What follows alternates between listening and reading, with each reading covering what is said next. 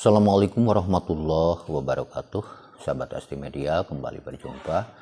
Tentu saja masih bersama Abi yang insya Allah akan menyampaikan kembali tentang taubat dan istighfar, melanjutkan pembahasan di video yang lalu.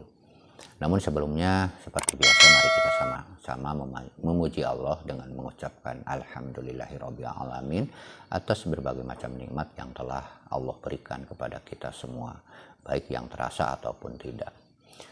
Dan tak lupa kita sama-sama bersalawat kepada baginda Rasulullah SAW dengan harapan kita mendapatkan ampunan dan ridho Allah Subhanahu wa Ta'ala, serta diakui sebagai umat Rasulullah SAW dan mendapatkan syafaat kelak dari Rasulullah SAW. Bismillahirrahmanirrahim. Allahumma sholli ala Muhammad wa ala ali Muhammad kama sholaita ala Ibrahim wa ala ali Ibrahim wa barik ala Muhammad wa ala ali Muhammad kama barakta ala Ibrahim wa ala ali Ibrahim fil alamin innaka Hamidum Majid. Baiklah sahabat, seperti apa yang disampaikan di awal bahwa kita atau Abi tepatnya ya akan kembali menyampaikan hal yang berhubungan dengan taubat dan istighfar. Dan kembali Abi akan membacakan 5 hadis ya yang berhubungan dengan taubat dan istighfar ini. Setelah di video yang lalu kita juga menyampaikan 5 hadis yang berhubungan dengan taubat istighfar ini. Hadis yang pertama, sesungguhnya Allah menyukai seorang hamba mukmin yang terjerumus dosa tetapi bertaubat. Hadis riwayat Imam Ahmad. Jadi Allah Subhanahu wa Ta'ala, sahabat, sangat menyukai ya orang-orang yang terjerumus dosa tapi segera bertobat. Nah, untuk itu ketika kita terjerumus dosa, baik itu dosa kecil ataupun dosa besar, maka jangan putus asa untuk kembali kepadanya, karena memang Allah terbuka tangan rahmatnya untuk menerima taubat mukmin yang melakukan dosa pada waktu itu. Yang penting kita mau bertobat, kita mau menyesali apa yang telah kita lakukan. Insya Allah Allah Subhanahu wa Ta'ala akan menerima taubat kita. Yang penting teman-teman juga mengetahui bagaimana taubat yang sebenarnya atau taubatan nasuha. Syarat-syaratnya dari mulai penyesalan, bertekad untuk tidak kembali ya, dan juga merasa sedih, menyesal dengan apa yang telah kita lakukan, dan diikuti dengan istighfar. Kalau dosanya dilakukan atau ada kaitan erat dengan sesama manusia atau hak Adam, maka kita harus mengislahkan dulu ya. Itu salah satu yang bisa menyebabkan taubat kita diterima Allah Subhanahu wa Ta'ala.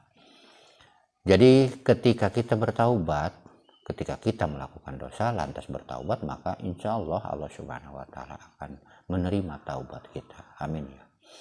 Dan selanjutnya dalam hadis yang kedua ini, apabila kamu melakukan dosa maka lakukanlah pula taubat. Apabila dosa itu dirahasiakan maka taubatnya juga dirahasiakan. Dan apabila dosa itu terang-terangan maka taubatnya pun terang-terangan pula. Hadis riwayat Ad-Dailami. Nah, di dalam hadis ini ketika kita melakukan dosa maka lakukanlah pula taubat. Dan taubatnya itu tergantung dari bagaimana kita melakukan dosanya. Ketika dosa itu terang-terang, ketika dosa itu secara tersembunyi, artinya tidak ada orang lain selain Allah Subhanahu wa Ta'ala dan malaikat pencatat ya, yang mengetahui atas apa yang telah kita lakukan di dalam dosa tersebut, maka taubatnya pun secara sembunyi-sembunyi. Kita tidak perlu menguar-nguar atau kita menyampaikan bahwa kita pernah berdosa. Rahasiakan saja, karena memang Allah menghendaki bahwa itu tidak terbuka aibnya. Dan taubatnya pun ya secara sembunyi-sembunyi. Artinya ya kita hanya Allah yang bersama kita bangun tengah malam, kita sholat taubat, kita istighfar, memohon ampun atas apa yang telah kita lakukan. Dan ketika dosanya itu dilakukan secara terbuka, artinya orang lain juga mengetahui. Nah, dalam taubatnya pun harus diketahui juga oleh orang lain. Seperti halnya misalkan ya mencuri gitu kan, Nah, pasti itu kan diketahui orang lain, apalagi ketangkap ya. Nah, ketika taubatnya pun harus kita terang-terangan. Artinya orang lain juga sudah mengetahui. Nah, dengan demikian berarti secara nilai tambahnya, selain kita mendapatkan harapan untuk diampuni Allah, berarti orang-orang di sekitar kita juga mengetahui bahwa kita telah bertobat. Yang misalkan tadinya ada rasa curiga, ada rasa apa, karena misalkan dosa-dosa kita, ya ketika melihat kesungguhan kita di dalam bertobat, maka ya ada nilai tambahnya ya. Makanya ketika dosa itu dilakukan secara terang-terangan, ya tobatnya juga harus terang-terangan, seperti itu ya. Ini berdasarkan hadis riwayat Ad-Dailami ini. Nah, yang selanjutnya, tiada sesuatu yang lebih disukai Allah daripada seorang pemuda yang bertaubat. Nah, Allah Subhanahu wa taala lebih menyukai pemuda yang bertaubat dibandingkan dengan orang tua. Kenapa? Karena memang kalau misalkan masih kaula muda, teman-teman, ya masih ya berjiwa muda, darah muda, memang sulit ya untuk melakukan taubat, karena pada dasarnya mereka masih mencari jati diri, terus mereka juga merasa bahwa umurnya juga masih panjang. Walaupun sebenarnya kalau masalah usia kan itu rahasia Allah, sah-sah saja. Jangankan yang pemuda gitu, bayi pun ya kadang-kadang kan meninggal. Jadi untuk masalah urusan meninggal itu kan tidak harus yang sudah tua, tidak harus yang sakit, yang sehat bisa meninggal, anak-anak bisa meninggal, bayi pun bisa meninggal, pemuda bisa meninggal, apalagi yang sudah tua ya.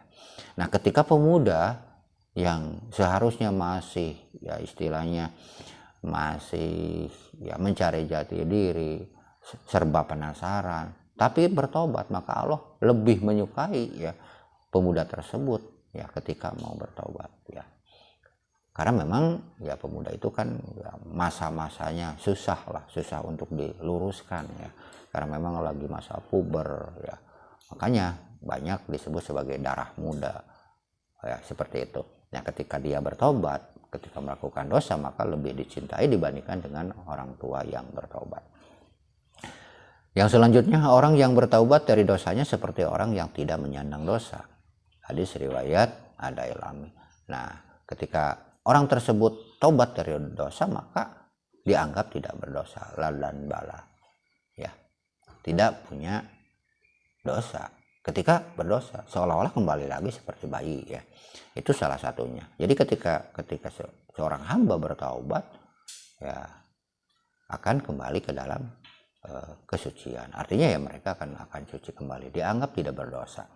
Tapi kadang-kadang ya resikonya ketika dosa itu diketahui oleh orang lain, susah sekali manusia itu untuk menghilangkan cap atau stempel di dalam dirinya sebagai orang yang pernah melakukan sesuatu. Karena memang manusia sifatnya seperti itu. Tapi kalau kita memang benar-benar mau bertobat ya, masa bodoh dengan pandangan manusia. Karena memang tidak akan mencelakakan dan juga tidak akan bisa merugikan kita ya kalau masalah manusia. Nah, yang penting di hadapan kita adalah Allah sudah memaafkan. Nah, ketika kita bertobat dengan taubat yang sungguh-sungguh, sebesar apapun dosa kita, selama bukan dosa musyrik, maka masih besar harapan diampuni oleh Allah Subhanahu wa taala. Dan seperti disampaikan di hadis yang lalu, bahwa selama nyawa belum nyampe ke tenggorokan, artinya sudah akhir hayatnya, taubat masih terbuka untuk siapapun. Makanya jangan menunda-nunda taubat. Karena apa? Ya karena memang kita tidak tahu kapan mau dipanggilnya, seperti itu. Dan untuk selanjutnya yang ke-10 di kesempatan hari ini atau yang terakhir ya di pembahasan pagi hari ini, yaitu tidak menjadi dosa besar sebuah dosa bila disertai dengan istighfar, dan bukan dosa kecil suatu perbuatan bila dilakukan terus-menerus ya. Bukan dosa besar jika terus digempur dengan istighfar. Dan juga tidak termasuk dosa kecil kalau dilakukan secara terus-menerus bahkan tidak istighfar. Ya, artinya ya kita jangan menganggap wah satu dosa ketika kita mau istighfar. Jangan putus asa dari dosa walaupun kita melakukan dosa besar. Karena Allah masih terbuka untuk menerima taubatnya selama belum yugorgir, selama belum selama belum nyampe di tenggorokan. Dan jangan menganggap sepele dosa kecil, ya. Karena kalau misalkan dosa kecil dilakukan terus-menerus dan tidak merasa bahwa itu suatu dosa, bahkan tidak bertobat, maka itu juga jadi resiko, bahkan jadi dosa besar juga. Dan mungkin saja itu yang menyebabkan murkanya Allah, ya. Karena Allah Subhanahu wa Ta'ala menyembunyikan murkanya di dalam maksiat dan juga menyembunyikan ridhonya di dalam taat. Jadi kita tidak tahu dosa yang mana yang membuat Allah murka dan dosa taat yang mana yang membuat Allah ridho. Artinya ya kita tidak bisa menyepelekan sesuatu amal, ya. Karena mungkin saja, ya, hal itu yang bisa menyebabkan seseorang mendapatkan ridho Allah. Dan mungkin saja hal yang dianggap sepele juga yang menyebabkan Allah murka. Ya, banyak ya yang menyampaikan kisah-kisah seperti halnya seorang pelacur yang ya jelaslah berarti pelaku dosa, tapi dengan wasilahnya menolong seekor anjing yang kehausan, ya, dengan memberi minum, ternyata hal yang dianggap sepele yang mungkin dia juga tidak menyangka itu mendatangkan ridho Allah Subhanahu wa Ta'ala, ya. Jadi kita tidak bisa menganggap sepele suatu dosa dan juga tidak perlu menganggap berat suatu dosa ketika kita mau bertaubat. Baiklah, semoga apa yang disampaikan ini bermanfaat, ya, dan jangan lupa untuk teman-teman yang merasa ini bermanfaat, ya silahkan like dan juga silahkan subscribe juga, nyalakan juga notifikasinya. Insya Allah, ya, Abi selama sehat, selama ada kesempatan akan menyampaikan hal-hal yang bermanfaat juga. Sampai jumpa di lain video. Mohon maaf atas segala kesalahan. Wassalamualaikum warahmatullahi wabarakatuh.